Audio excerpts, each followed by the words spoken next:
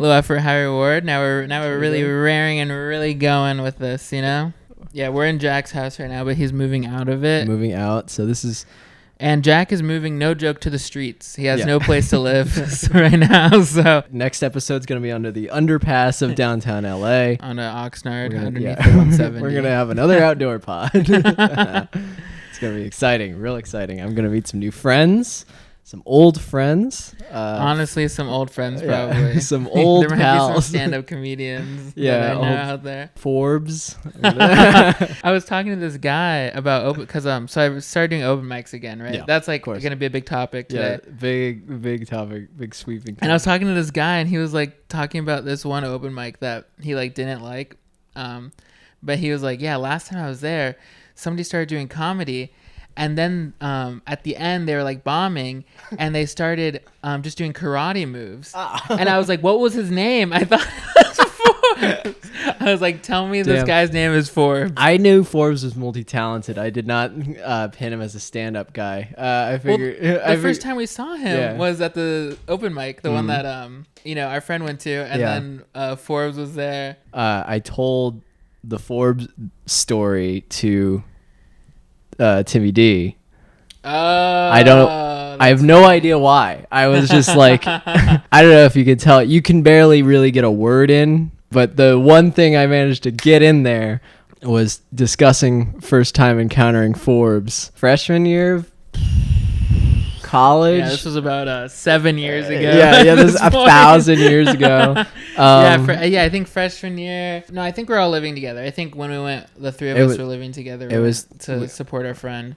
Yeah, we went to. And they were doing an open mic. They were. It was like a sophomore.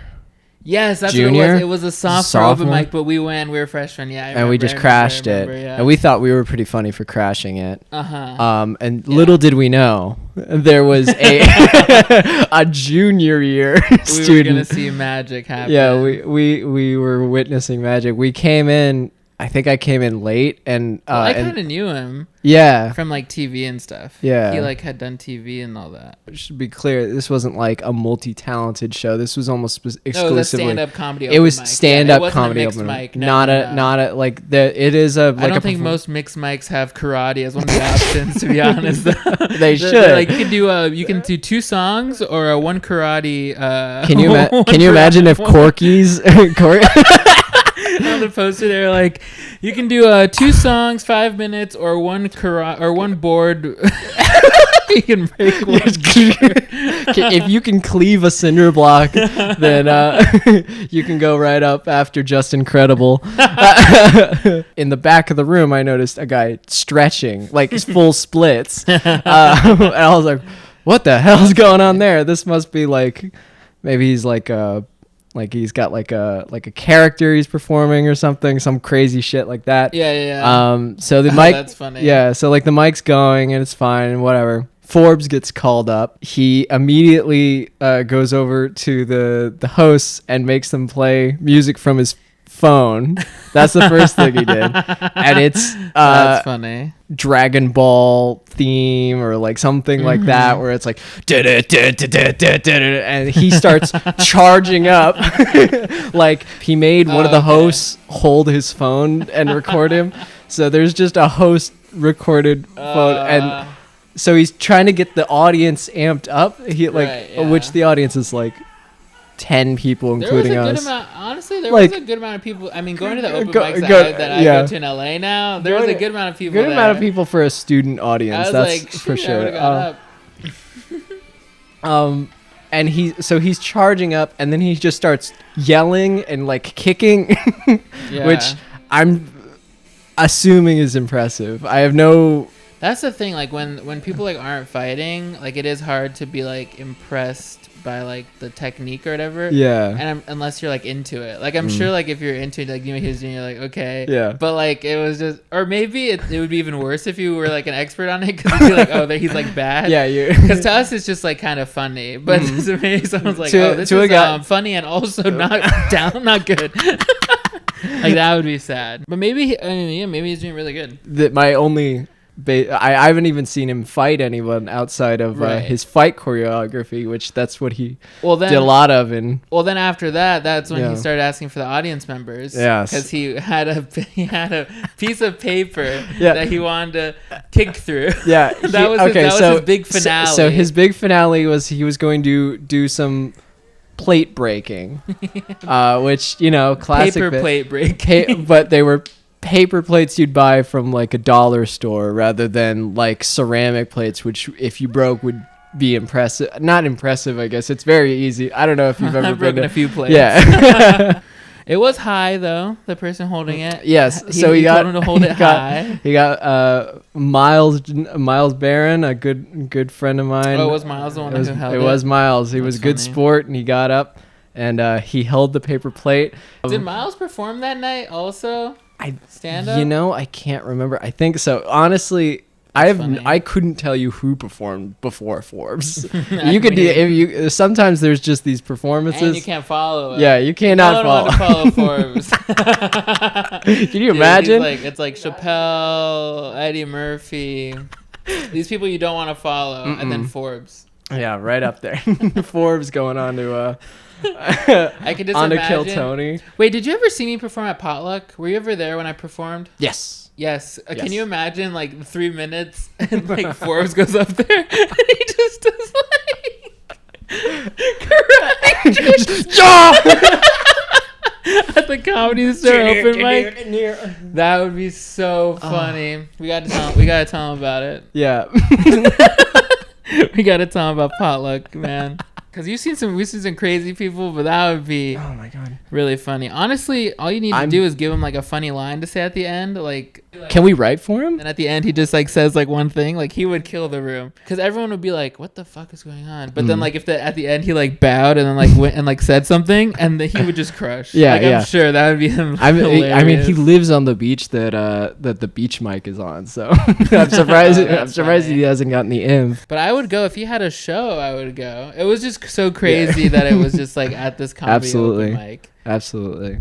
Like what a champ. He was homeless out here in LA for a while, and then he flew back to Boston and lived at home for a while, and then he was planning on making his comeback. He said to me that I'm going to stay at your place, like you will let me stay there. I won't pay rent, but eventually when I'm famous and rich, you'll see a payback. You'll be rewarded. You'll be rewarded by being part of my entourage. That doesn't really work for me. He considered that a betrayal, so he stopped talking to me. You need to tell him because you're moving.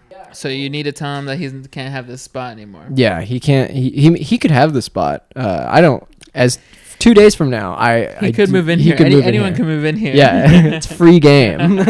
I do want you to know when we move in together. We can't have random people staying on the couch. Like this place was basically a hostel. For a little bit, the entire time. Let's be clear. There's been some people here. This place is basically a Airbnb. Free Airbnb. There's a lot of memories here. You know. I wonder if I used to come out here more. I guess I've come out here recently. Actually, a lot more recently. I don't think. At this point, we've gotten the vaccines now, so like... Yeah. Today I went to play basketball, went straight to go get food, got food, just ate it in my car with my hands. Yeah, bare hands. And then, I did like hand sanitizer one time, but then I got here, and I was like, oh, I haven't even like washed my hand. Like, I was like, oh, COVID's over. Yeah, that's what I was thinking. Like, I will never be the same again. Oh, it turns out I can immediately just fall back into old habits. The moment that I got vaccinated, I was like, you'd go out to, I would not even get like groceries or anything like that. You would just like get in your car to go somewhere, and then you'd come home and shower. Yeah, and be like, it had like clothes off in the in the doorway. Shower, like hamper specifically plastic bagged so that it like had its own like detox area. I would get groceries delivered and then wash each one. Dude, I didn't leave my house for a long time, especially because I got in an accident. Yeah, and then like I didn't have my car. I didn't leave my house for weeks. And then eventually I was like, okay, maybe I can we can go out to like eat or whatever. And then I got the vaccine. I did an open mic inside, no masks. Like maybe a week later. You're immune.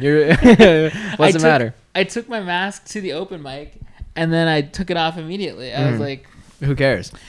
It's just like, I guess my thinking is like, well, at this point, what more can we do? You know what I mean? Because like at that point, it was like, okay, if you get it, it's gonna be really bad, but the vaccine is what's gonna help you.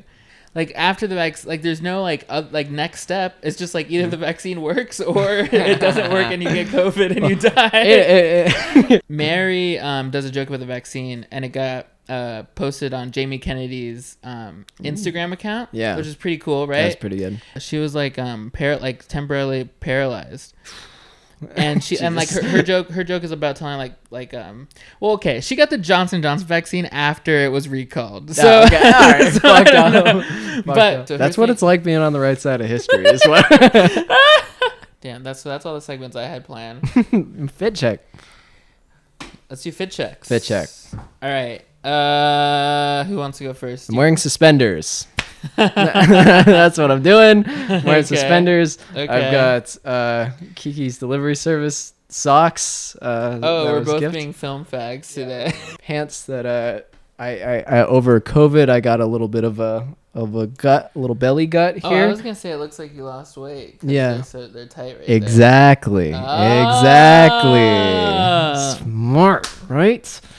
So got this Roscoe's hat on. It's I love Roscoe's. Yeah. Roscoe's chicken and waffles. Shout out. Yeah. Some Nike shorts, and then got the A24 socks. And I got the Nike SB VX1000 shoes. These are nice. Yeah, on the bottom it has the record button. Big fan of any kind of design on the sole. It's kind of just a you like it? It's a one for me kind of deal. You know, like it's like when you see like designs in like the sole or under the lip. Yeah. Tongue. Under the tongue. Yeah. It has like the little 001. That is actually cool. Nike SBs, they're having a wave right now. So these are based off of like a VX1000 Sony camera, which is a camera you've operated, right? Yeah, I shot like one of my first short films on a VX1000. Which is, so this has got like actual sentimental value. It's what Chef was shot on. Literally, yeah. Yeah. Because we had like cassette tape like cameras. Like it was like I went to such a nice high school, and we didn't have any money for like the film program, so we had like cassette tape cameras. That's so funny. Europe exclusive. I had to get them from a guy in Canada. So you crossed international waters for these. Mm-hmm. Oh. Had to hit up my boy. He asked me to give him a shout out on Instagram, and I was like, I can't post. I can't do that. Not at all.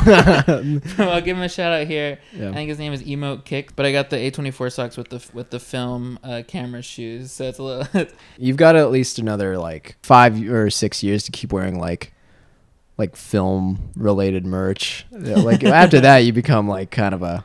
Well, it depends one of those how guys that collects too many. Depends how successful you are. Yeah. Because if in 5 years I'm still like a PA, yeah. Or the people that have like film tattoos. Oh. And you're like, oh, in LA. But then maybe if they go home to like Ohio, wherever they're from, maybe it's cool. I look like a middle schooler going to like a field trip to Knott's Berry Farm, and you look like one of the people working.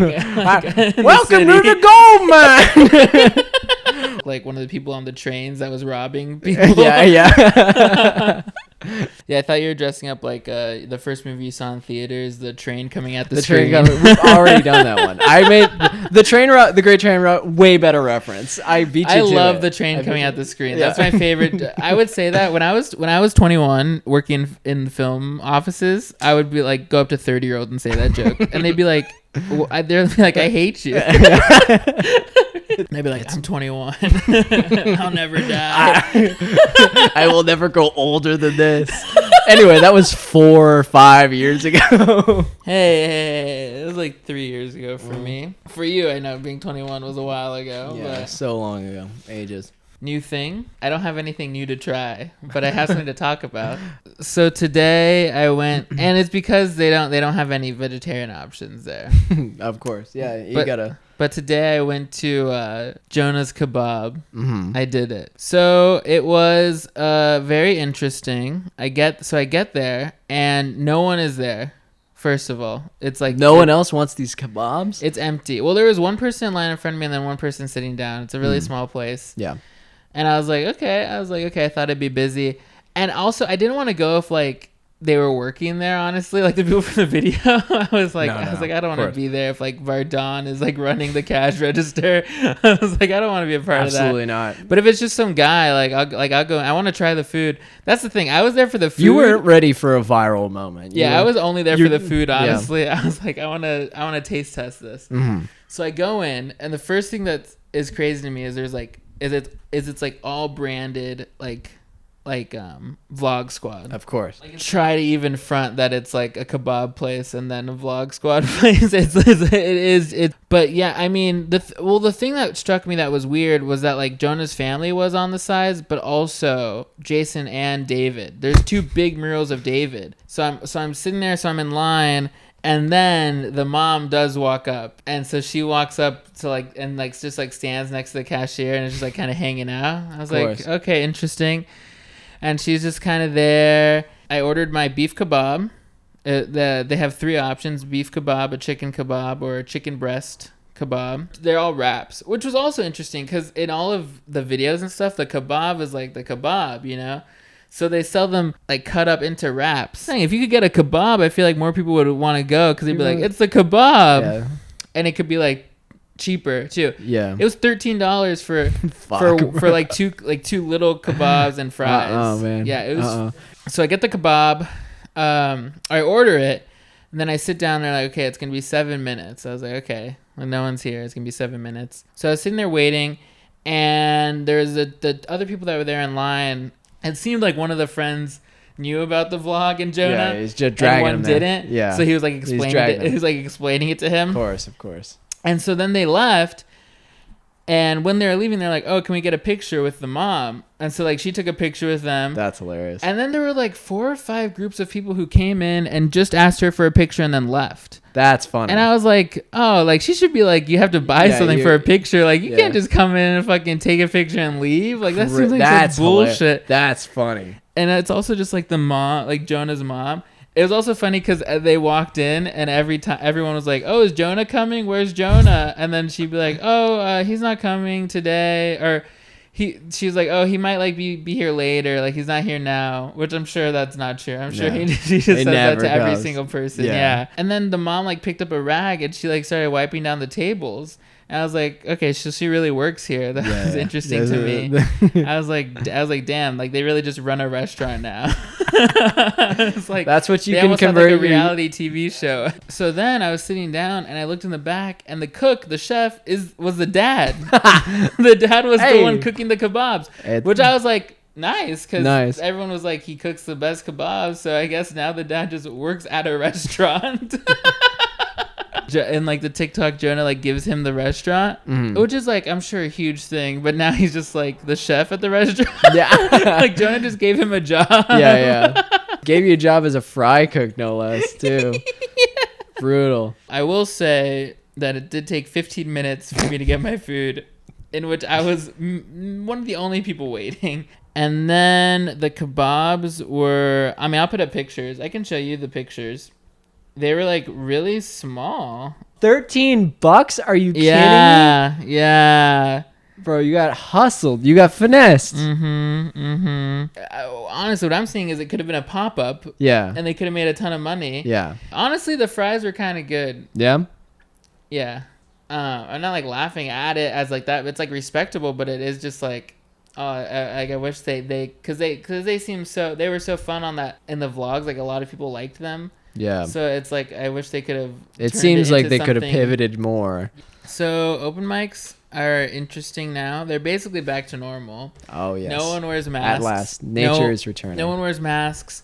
Everyone says bad jokes. I've already heard people tell jokes that they told a year ago. What? You're telling me a year of everyone doing nothing has given? I told a joke that I did a year ago though on stage. Naughty boy. Because I went to this open mic, and then I was like, we were waiting for like 3 hours, and I just met this guy that night, and I kept like making fun of his jokes, or he like mentioned that he opens for this other person, and then he was like telling us like thoughts that he had that he might say on stage, and I was just like, oh, is that a joke? Kept making fun of him all night, and then like he went up and didn't do good because no one did good because the bar was like bad that it was at. But then he like came outside and I was like, good work, and then he was like, no, it was bad, and then I was like, yeah.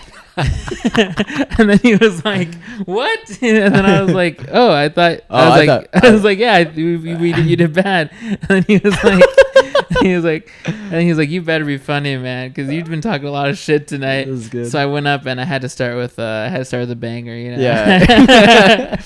I was at a mic in Huntington, and I was on stage, and I like said my like first line. I was literally on stage for like 10 seconds. Like I hadn't said like a joke really yet. And I was just like kind of trying to set up. Well, because I'm trying to work out the car crash story. Of course. And I don't really know how to start it yet. So like I always stumble at the beginning, and then like I say something that I think is gonna get a laugh, but like has only worked like one time. So, but I think there's something there. But so I said that line, didn't get a laugh. Literally, so there's this guy in the first row out of a movie just goes, "You suck." Damn, hecklers need to work on their own material. Yeah, I was like, what is this, a fucking like sloppy. The Joker movie? Yeah. Dude, he was just like, "You suck," right from the front row. And I was so thrown off. Not even from a heckling standpoint, like him telling me I suck, but I was just so thrown off by just the sheer confidence, the bluntness. Yeah, exactly. Just like the movie version of like a heckler. Yeah. Then the whole like audience was kind of like, "Oh no, you got it!" Like, and everyone like kind of clapped, like everyone else. And I was like, okay, I don't need this like fake encouragement. Oh yeah. And I was like, this feels worse than like him saying you suck. Like, I've seen the times you get heckled. You don't go after the heckler. You yell at everyone else for pitying you. Yeah, exactly. You're so mean. Because if he says you suck, because he's like you suck, and like I'm like, okay, just let me like sit in this. If this is gonna go this way, just let me sit in it. I'm trying to see if I can handle it better. I'm trying to do more crowd work because like I feel like the only thing that is ever going to work is crowd work. I'm starting to feel that way. Yeah. I'm starting to even just be like, what are open mics for? I'm trying to work out the car crash story. And so far what I have is I just say like, oh, I got in like a really bad car crash about a year ago. I hit a pole out of the ground. And then I was like, that's a bad car crash. And then I'm like, I don't want to say how fast I was going. Or I was like, and then I'm like, my mom told me not to tell people how fast I was going. They're like, they know you're going fast. You hit a pole out of the ground. Describe the homeless guy that drove by us. Well, not homeless, but he looked homeless. I would say he was homeless if he didn't have every piece of furniture that goes into a home in the back of his car. So I assume he was taking that somewhere. Yeah. I listened to like music where like if like I got in a car crash, people would look at what I was listening to and be like, oh, this is on purpose. I'm just trying to write more and like have a new 4 minutes like every time I go. Because like I was at a mic and the guy like did a joke and it did good, and then he was like, oh, it's okay, I did that same joke last week, blah blah blah. And I was like, oh yeah, I think our smoothies are here. Do you want to grab it? Yes, I will. Oh, I was at the Ocean mic, but I was doing the joke, and I said I just got in a car crash, and then literally on PCH there's a car crash, but you heard the car hit it. I was hanging out with Mike before he left, and we were talking about getting in a car crash, and we got in a car crash. Someone hit his car. When we got hit, literally we were talking about our car crash, and we're like, oh, it's been a year since That's then, so funny. because he totaled his car, and then we got in the car crash like basically a year later, and then we're like, oh, it's been a year. Like, wouldn't it be crazy if we got in another car crash? And then we got hit on Hollywood and Cahuenga, because some guy came up. And he goes, man, this is Hit and Run Central right here. And we're like, oh, I wish we knew this was Hit and Run Central. Maybe if more people knew that this place was called Hit and Run Central, they wouldn't be hanging out there. Crime Alley. Crime Alley. Yeah, exactly. This is Getting Mugged Alley right here. And we got hit right at the intersection that I saw that guy someone hit like someone's mirror off. And I remember because there's a Popeyes there. A Popeyes, which I've never been to. Of course. Because there's no drive-through. I saw someone hit someone's mirror off. And then they like were next to them at the stoplight. And then they were like going through the window. Like you could tell them being like, okay, we're going to pull over. We're going to pull over. And the guy was like, yeah, we're going to pull over. And right when the light turned green, he sped off. Nice. But then the person who got their mirror hit like chased him. In Hit and Run Central, I've seen 2 hit and runs. What do you do in that situation? You start running. And then, like, the person you hit and run starts chasing you. You're in a real life car chase now. do you like give up and you go? You probably give up. You give up, right? I would assume you go. Okay, if you're gonna try that hard, it's okay. I'm sorry. Or you just brake check them and then they hit you. That is funny. If you look and you're like, okay, these people look scary. Yeah, of course. Then you're like, okay, maybe I'll give up. But if he was like, these people aren't scary to me, I think he might have just driven away. Yeah. Say you go to another red light. They're just going to yell at you. Yeah. So then you just look at them and go, because you already ran. Yeah.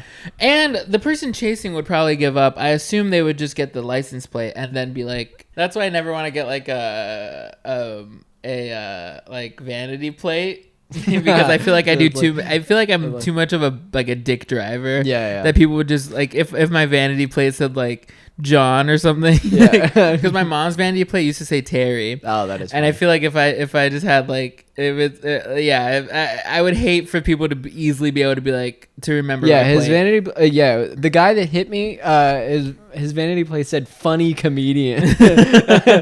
Or like Tony Hinchcliffe's vanity plate says I roast on his like sports car. Awful. Oh, I can't imagine he hasn't cut people off in that. Oh my god. People are like, his plate is I roast. If those snitches when they saw me hit that pole could like look at my license plate and it would be easy to remember, I'm sure I would. It's true. That would be the dead giveaway. Yeah. not the big, not the huge gash. I think that's the problem is that like when I'm describing the car crash, like people don't understand like, because when you wrap your car, you die. Mm-hmm. You know what I mean? Like people don't understand that in any other car, if we had virtually any other car, we would have in the least broken our legs, in the most died. Yeah. But the other thing is I always say that like if I was in my Jeep, I wouldn't have been able to go as fast as we were going because my Jeep doesn't have that kind of pickup. But we grew past it. We went off-roading on it. Mm-hmm. I would say that going off-roading was us like growing past it as a group of people. Yeah. So that's why when I'm describing it on stage, like it's hard to like describe the severity. Hilarious you tried to hide it on the drive home. I would say that my decision to leave was good because if the police came and it was us, I feel like I would have gotten in more trouble. More than that, we would have just been sitting there for a while, and that sucks. Yeah, that is the other thing. We got to go back and like play Smash and stuff, and you guys got to leave. Also, we had like alcohol in the car. They would have had to like see that. They would have like breathalyzed me and stuff, and I would have been like, no, I'm just a bad driver. Yeah. They would have been like, are you fucking kidding me? They're like, so you're blackout drunk, right? And I'm like, I just am not good at turning. I'm just not. I just sometimes take wide turns. After not braking soon enough. Hey. That's neither here nor there. But everyone has asked. Everyone's like, so were you drinking? Or like, was it late at night? I was like, it was 1 p.m.